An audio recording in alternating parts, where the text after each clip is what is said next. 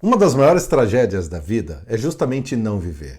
Inúmeros projetos, inúmeras horas de trabalho, tempos gastos com viagens, tempos gastos em reuniões, não significa que algo de verdade está sendo construído. Não significa que você está tendo uma vida que vale a pena viver. É disso que eu falo neste vídeo agora.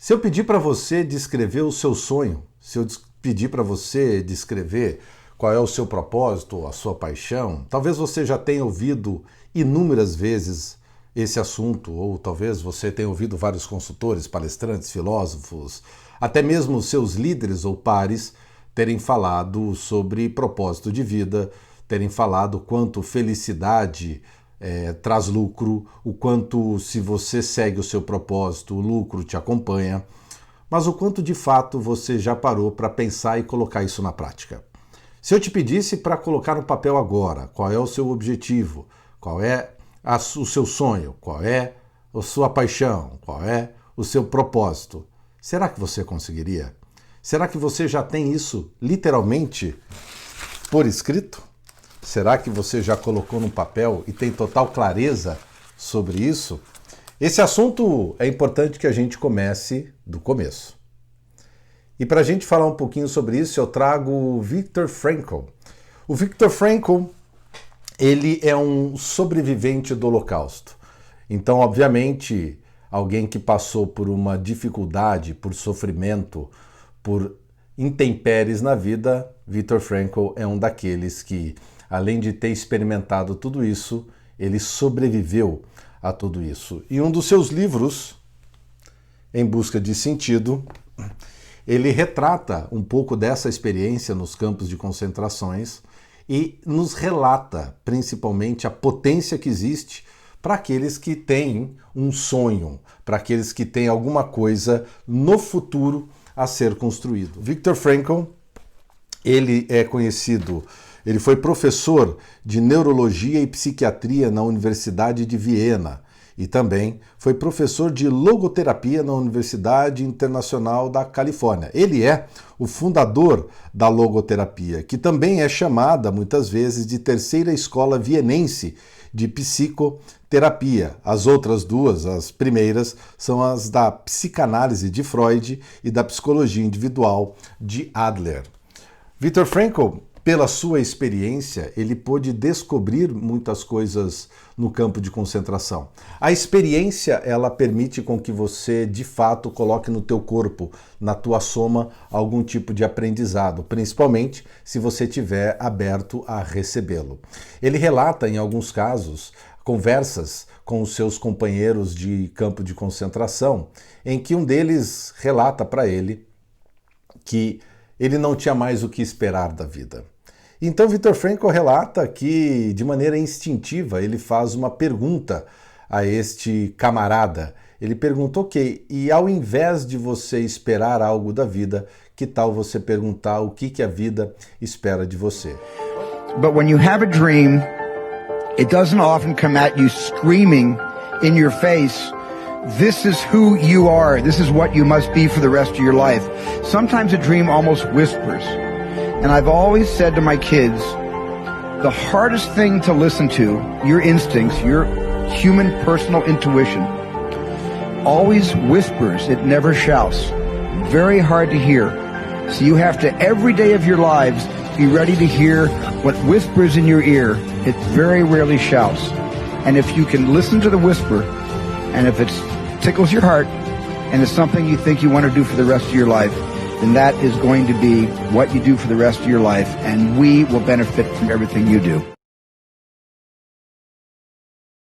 Pode parecer uma mudança de chave muito simples ou uma mudança talvez que não gere tanto efeito, mas imagine você, alguém vivendo, experimentando o Holocausto, se você tem esse respiro, se você tem essa saída, essa possibilidade de considerar uma nova visão de mundo, talvez isso inclusive signifique a sua sobrevivência. E esse que é um ponto fundamental, pois foi justamente isso que ele encontrou. Aqueles que tinham algo a construir, algo a encontrar no futuro, poderiam se concentrar naquilo que deveria ser feito no presente. Viktor Frankl traz então essa visão, essa potência enorme que está escondida no nosso sonho, naquilo que a gente de fato deseja construir para um futuro e fazendo isso agora. E esse é um ponto fundamental, porque o fazer agora exige um pouquinho de técnica. Além de exigir, obviamente, disciplina, exigir uma metodologia, exigir força de vontade, exigir tudo isso, coragem, inclusive, é fundamental que você tenha técnicas. É fundamental que você saiba como fazer aquilo que precisa ser feito. Obviamente, é fundamental você saber o que precisa ser feito. E para você decidir aonde os tijolinhos da tua construção serão colocados, você precisa saber que construção é essa. Eu tive um bate-papo com o Cláudio Zanutin numa live que nós fizemos recentemente e você pode encontrar no meu perfil do Instagram. Lá no feed você vai encontrar essa conversa que eu tive com um grande especialista capaz de te ensinar sobre como traçar objetivos e metas e qual é a diferença entre um e outro.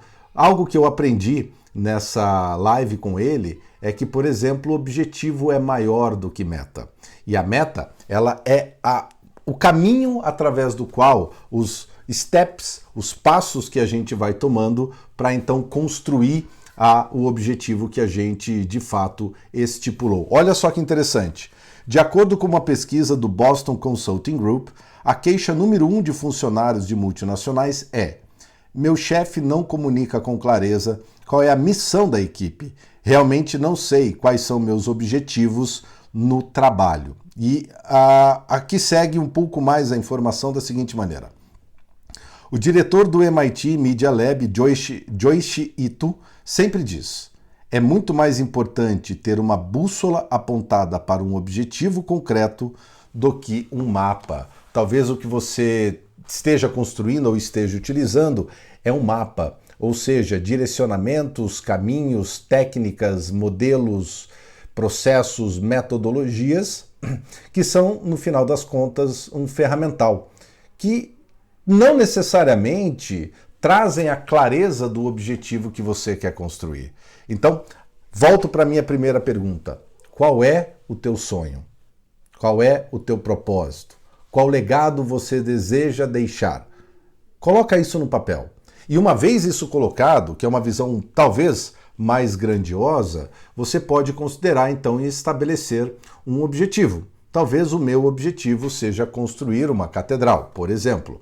Se este é o meu objetivo, porque o meu propósito é unir as pessoas em prol de uma elevação espiritual, por exemplo, apenas como exemplo aqui, o meu objetivo pode ser um deles, tá? O meu objetivo pode ser construir uma catedral, uma igreja, um local de encontro.